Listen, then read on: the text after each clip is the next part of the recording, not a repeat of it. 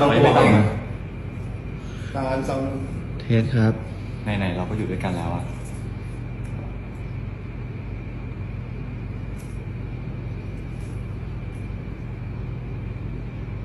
ครับ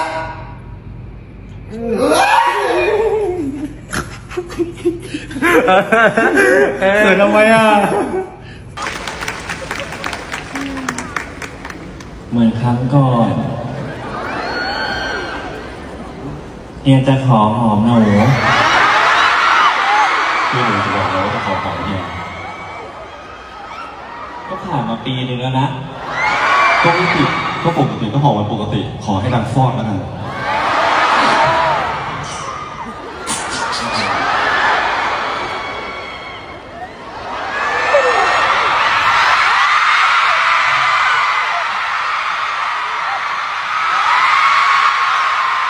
เก่งมากเด็กจิ๋วแต่พี่ไม่ แต่ก็เนียนเหมือนกัน พี่สู้มาด้วยกัน ใช้งานซื้อมาทห้าำนี้มาด้วยกัน ซื้อมา5 ปีแล้ว มีงานถูกมากราคาเยอะเดี๋ยวบอกไม่ร้องไห้